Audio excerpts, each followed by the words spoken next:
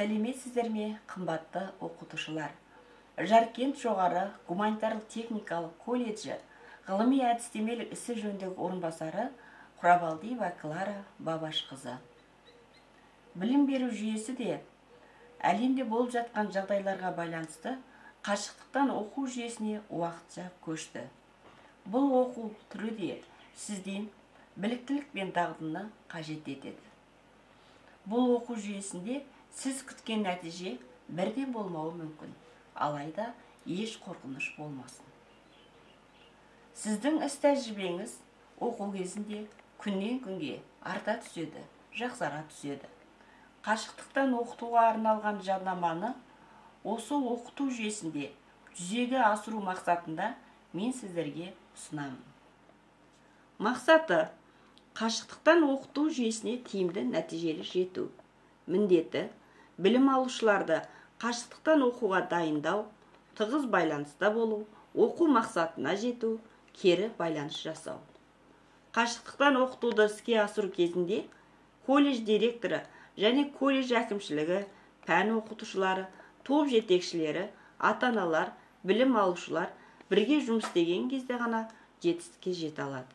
Бірге жиналу – бұл бастама, бірге болу – бұл ілгерілеу, бірге жұмыс істеу – бұл жетістікке апарар жол. Қашықтықтан оқытуды іске асыру кезінде оқытушы оқу бағдарламасын сүйене отырып, білім алушылардың меңгеруіне қажетті оқу мақсаттарын зерделеп шығыңыз. Оқу бағдарламаларын күрделігіне қарай іріктеңіз. Оқу мақсаттарын жеке оқуға беруге болатынын анықтаңыз. Синхронды қашықтықтан оқу сабақтарын жүргізуді жоспарлаңыз. Білім алушыларды қашықтықтан оқуға дайындау кезінде білім алушыларының атын атап, жазып, кері байланыс жүргізіңіз. Сізге жауап беруді күтіңіз. Бұл арқылы сіз қашықтағы оқытушыдан жақын отырған оқытушыға айналасыз. Оқытудың ерекшеліктерін бірлесіп талқылаңыз. Олардың белсенділігі мен жауапкершілігі туралы сөйлесіңіз. Бағалау критерийлерімен таныстырып, олардың түсінгеніне көз жеткізіңіз. Жұмыс кестесін алдын ала барлық білім алушыларға ұсыныңыз.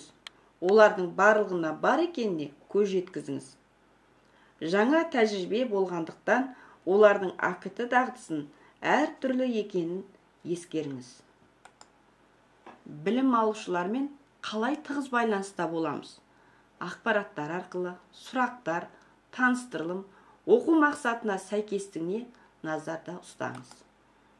Оқу мақсатын жоғары ойлау дағдыларын бағыттау кезінде тапсырмалар, сұрақтар, талдау, жинақтау, бағалау арқылы іске асырып отырамыз.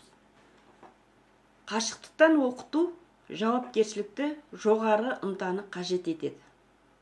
Сіздің күнделікті бейнежазба, презентация арқылы ұсынатын болсаңыз, білім алушының мамандығына деген қызығушылығы артады. Қашықтықтан оқыту сабақтарын жоспарлап алғаннан кейін білім алушылармен кіріспе әңгіме жүргізіңіз. Кіріспе сабақта қашықтықтан оқудың ерекшеліктері мейлінше жағымды және оң эмоция тудыруға тырысыңыз. Бұл білім алушының сізге деген жауапкершілігінің артуына ықпал етеді. Қашықтықтан оқытуды бастау кезінде міндетті түрде сабақтың мақсаттарын және оны бағалау критерийлерін таныстырыңыз. Сабақтың жоспары бойынша білім алушылардың әрекеттері мен уақытын пысықтап өтіңіз.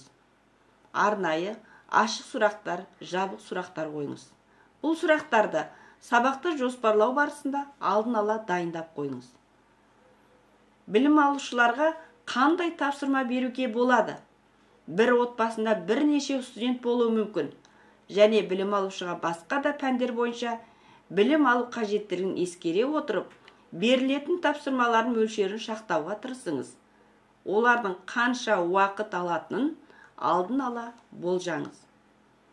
Берілетін тапсырма өз бетімен ізденіп, лекцияны оқуға, бейнежазбаларды көруге және сіз берген ресурс арқылы сұрақтарға жауап беріп, тапсырмаларды орындай алатындай болу керектігіне жоспар құруды естен шығармаңыз.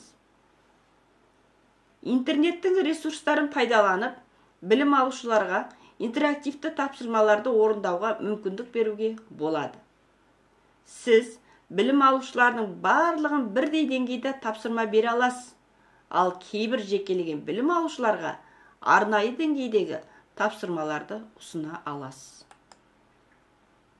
Қымбатты оқытушылар, білім алушылардың таңдаған өз мамандығына деген қызығушылығын, ынтасын, талабын 1 минут естен шығармаңыз.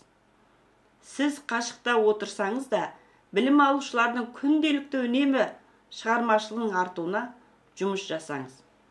Сол жағдайларды ойластырыңыз. Білім алушылар мен ата-аналарға қол жетімді болыңыз. Білім алушылардың қол жетімділігі бойынша сізге сұрақ қоя алатындай жағдайды ойластырыңыз. Ата-аналар мен білім алушылардың оқу мақсатына жетуде болатын болжамды кедергілерді талқылаңыз. Кедергілерді шешу жолдарын бірлесіп анықтауға тырысыңыз.